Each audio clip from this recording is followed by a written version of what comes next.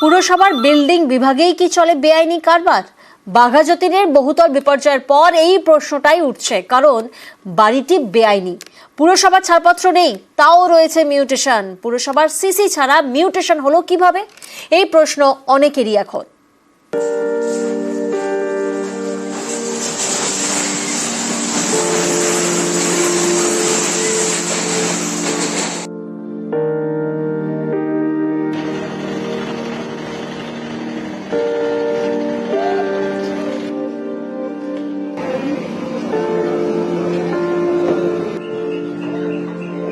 মঙ্গলবার দুপুরে এভাবেই গোড়া থেকে ভেঙে পড়ে বাঘাযতীনের বহুতল। মাসখানেক আগে এই বহুতল হেলে পড়েছিল, সেটা সোজা করার কাজ চলছিল। এরই মাঝে বড়সড় বিপত্তি। বাঘাযতীনের বিদ্যাসাগর পল্লীর শুভ অ্যাপার্টমেন্ট। এখানে 8টি ফ্ল্যাট, 8টি পরিবার। অভিযোগ, জলাভূমি ভরাট করে এই বহুতল তৈরি করা হয়। সেই বহুতল ভেঙে বিপত্তি। বহুতল নির্মাণে কলকাতা পুরসভার ভূমিকা নিয়েও প্রশ্ন উঠেছে। নিয়ম অনুযায়ী বাড়ি বা বহুতল তৈরি করতে গেলে মাটি পরীক্ষার রিপোর্ট এবং বিল্ডিং প্ল্যান পুরসভায় জমা দিতে হয়। সেই প্ল্যান পাস হলে বিল্ডিং তৈরি করা যায়। প্ল্যান মতো বহুতল তৈরি হয়েছে কিনা খতিয়ে দেখে পুরসভার বিল্ডিং বিভাগ। তাদের সবুজ সংকেত পেলে কমপ্লিশন সার্টিফিকেট বা সিসি দেয় পুরসভা। এই সিসির ওপর ভিত্তি করে মিউটেশন হয়। এর ভিত্তিতেই বাড়ি বা ফ্ল্যাটের ট্যাক্স ঠিক হয়। মিউটেশন সার্টিফিকেটের উপর ভিত্তি করেই জল বিদ্যুতের কানেকশন পাওয়া যায়। 10 বছরের বেশি সময় ধরে এই বহুতলে 8 পরিবার বাস করছে, ট্যাক্সও দিচ্ছে, জল বিদ্যুৎ সবই আছে। এখানেই অনেকের প্রশ্ন, যে বহুতলের পুরসভার সিসি নেই সেখানে মিউটেশন হলো কিভাবে? এর পেছনে কি কলকাতা পুরসভার একাংশ জড়িত? পুরসভার বিল্ডিং বিভাগে কি এইরকম বেআইনি কারবার চলে? আমার যা মনে হচ্ছে দেখে যে এটা আইনি পারমিশন ছিল না। যদি আইনি পারমিশন থাকতো বা স্যাংশন না থাকতো তাহলে প্রমোটার পালিয়ে যাবে কেন? আর এটা করেছিল একটা সিপিএম এর প্রমোটারই, সুভাষ। এটা ভরাট হয়েছিল, এখন যা শুনতে পাচ্ছি সিপিএম এর। মূর্খের মতো কথাবার্তার তো কোনো উত্তর হয় না। 2010 থেকে 2015 পর্যন্ত এই ওয়ার্ডের কাউন্সিলর মিতালি বন্দ্যোপাধ্যায়। বাড়িটা কবে হয়েছিল, তখন কে কাউন্সিলর? 2012-তে বাড়ি হয়েছে, 2014-তে হ্যান্ড ওভার হয়েছে। তো পরে তখন সিপিএম এর আমল কোথায়? তখন তো রাজ্যেও বামফ্রন্ট সরকার নেই। প্ল্যান হচ্ছে কি হচ্ছে না এটা দেখার দায়িত্ব কাউন্সিলরদের নয়। কলকাতা কর্পোরেশন মিউনিসিপ্যাল অ্যাক্টে কোথাও কাউন্সিলরদের দায়িত্ব দেওয়া নেই। দায়িত্ব রয়েছে অ্যাডমিনিস্ট্রেশনের উপরে। কলোনি এলাকাতেও আমি আইনগুলোকে অনেক আমরা এমআইসিতে শিথিল করে দিয়েছি। যে জমা দেবেন সে পাবেন। ইঞ্জিনিয়ার, একজন ইঞ্জিনিয়ারকে অ্যাপয়েন্ট করতে হবে যার তত্ত্বাবধানে এই বাড়িগুলো হবে। মিস্ত্রিদের তত্ত্বাবধানে নয়, ইঞ্জিনিয়ারের তত্ত্বাবধানে হবে। বহুতল বিপর্যয়ের পর থেকেই বেপাত্তা প্রমোটার সুভাষ রায়। তার বিরুদ্ধে নেতাজি নগর থানায় অভিযোগ দায়ের করেছে কলকাতা পুরসভা। ফ্ল্যাটের সব মালিকদের বিরুদ্ধেও দায়ের হয়েছে এফআইআর।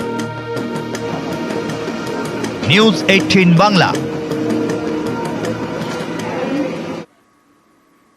গার্ডেন রিচের পর বাঘাযতীন বহুতল নির্মাণে এবার কড়া পদক্ষেপ কলকাতা পুরসভার। বিল্ডিং আইনে সংযোজন আনা হচ্ছে। সিসি ছাড়া কলকাতায় ফ্ল্যাট বিক্রি নয়। বিল্ডিং প্ল্যান অনুমোদনের সময়ে প্রমোটারকে দিতে হবে মুচলেকা।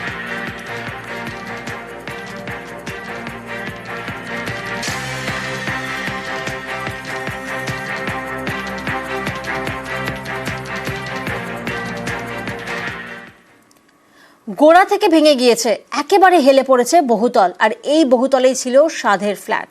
সবই ভেঙে ফেলা হচ্ছে। হাতুড়ির ঘায়ে টুকরো টুকরো হয়ে যাচ্ছে স্বপ্ন। এই বিপদের সময়ে প্রমোটার ফোনই ধরছেন না। এবার কি হবে? ব্যাংক তো ঠিকই ইএমআই কাটবে। বাঘাযতীনের শুভ অ্যাপার্টমেন্টে এখন সবকিছুই যেন অশুভ।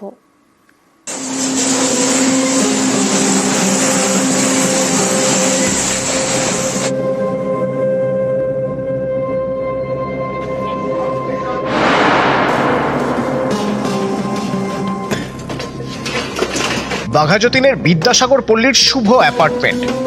এই বহুতলে 8টি ফ্ল্যাট, 8 ফ্ল্যাটে 8টি পরিবার। কয়েক মাস আগে এই বহুতল কিছুটা হেলে পড়ে। মঙ্গলবার একেবারে ভয়াবহ পরিস্থিতি।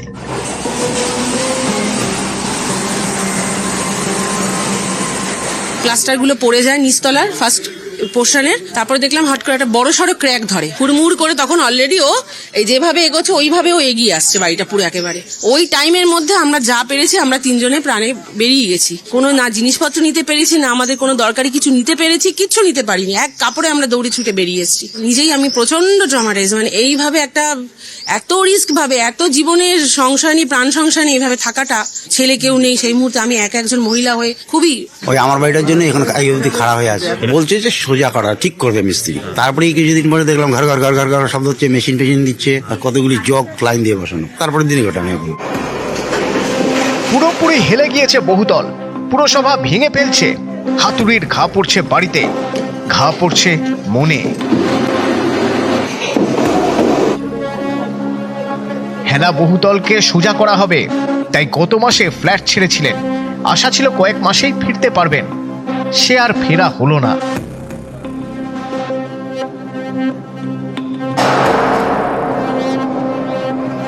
$22 লাখ টাকা লোন নিয়ে এই বহুতলে ফ্ল্যাট কেনেন সুরজিৎ সাহা।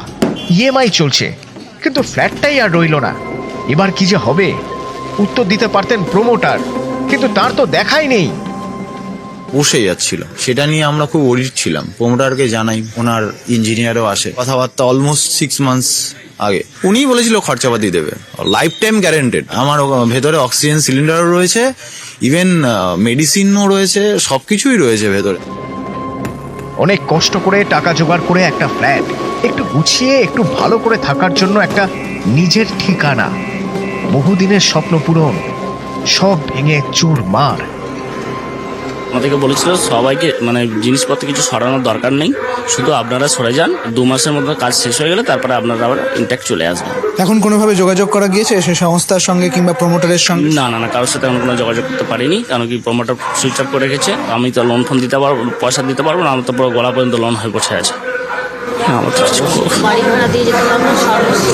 কিছু করার নেই।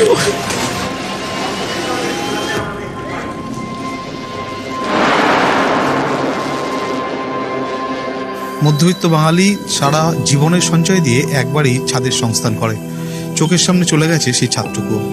মানুষগুলো আগামীকাল কোথায় থাকবেন, কোথায় দিন গুজরাবেন, রাত গুজরাবেন, এখনো সেটা ভরা অনিশ্চয়তায়। কিছু মানে বলার কোনো ভাষা নেই, কি হবে আমি নিজেও জানি না। এখন কি পরিস্থিতি দাঁড়াবে, আমি তো নিঃস্ব হয়ে গেছি। আমার ছাদ চলে গেছে, আমার সমস্ত কিছু আমাদের চলে গেছে। পথে বসা ছাড়া আমাদের কোনো উপায় নেই। নিজের একটা ফ্ল্যাট, অনেকের জীবনে এটা একটা বড় পাওয়া। সেই ফ্ল্যাটই ভেঙে ফেলা হচ্ছে, ভাঙা হচ্ছে বহুতল, ভাঙছে মন। নিউজ 18 বাংলা।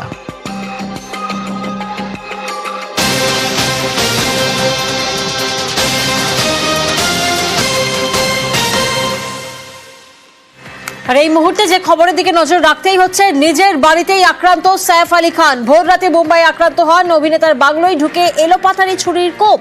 লীলাবতী হাসপাতালে ভর্তি রয়েছেন সাইফ আলী খান। প্রতিনিধি অতনু সাপুই এই মুহূর্তে আমাদের সঙ্গে রয়েছেন। অতনু, ঠিক কি ঘটেছিল, কি ঘটনা, কি জানা যাচ্ছে? এখনো পর্যন্ত ডিটেল সেভাবে কিছু পাওয়া যায়নি প্রিয়াঙ্কা, কিন্তু যে ডিটেল পাওয়া সেটা স্বাভাবিকভাবেই তার নিরাপত্তার কারণে।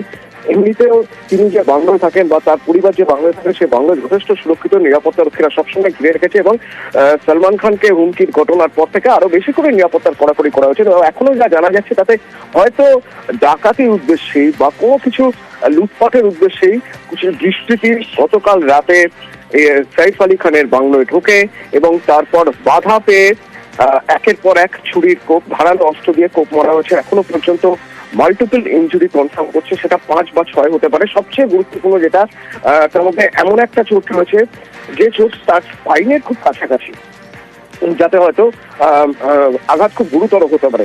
লীলাবতী হাসপাতালে এই মুহূর্তে ভর্তি রয়েছেন তিনি এবং পরিবার জানাচ্ছে যে এখনই তারা এই নিয়ে কোনো রকম কোনো প্রেস মিট করবে না বা কাউকেই কিছু জানতে দেবে না। কিন্তু এখনো পর্যন্ত যা খবর, তাতে পুলিশ পুরো বিষয়টা তদন্ত করে দেখছে যে এই হামলার ঘটনার পিছনে কারা। তার কারণ হামলা করতে গেলে আগেও কয়েকদিন রেকি করতে হবে, যেহেতু তার বাড়ির যথেষ্ট নিরাপত্তা থাকে, নিরাপত্তার ঘেরাটোপে মোড়া থাকে সবসময়, এবং ক্লোজ সার্কিট ক্যামেরার ফুটেজ থেকে, তার বাড়ির সামনে ক্লোজ সার্কিট ক্যামেরার ফুটেজ থেকে বোঝার চেষ্টা করছে কারা এবং তারা মানে কি উদ্দেশ্যে এসেছিল, সেখান থেকে তারা কোথায় গিয়েছিল। লীলাবতী হাসপাতালেও কড়া নিরাপত্তা রয়েছে এই মুহূর্তে, যেহেতু তাকে ভিতরে নিয়ে যাওয়া হয়েছে এবং চিকিৎসকরা এখনো পর্যন্ত জানাচ্ছেন না যে ঠিক কি অবস্থায় রয়েছে। আমরা নজর রেখেছি প্রিয়াঙ্কা, যে আপডেট, যে কোনো আপডেট মুম্বাই থেকে পেলেই আমরা জানাবো দর্শককে। বেশ, বলিউড অভিনেতা সাইফ আলী খানের উপরে হামলা, নিজের বাড়িতেই ছুরি দিয়ে হামলা হয় তার উপর। বর্তমানে মুম্বাই লীলাবতী হাসপাতালে ভর্তি রয়েছেন সাইফ। কি কারণে তার উপরে হামলা তা এখনো স্পষ্ট হয়নি, তদন্তে বান্দ্রা থানার পুলিশ।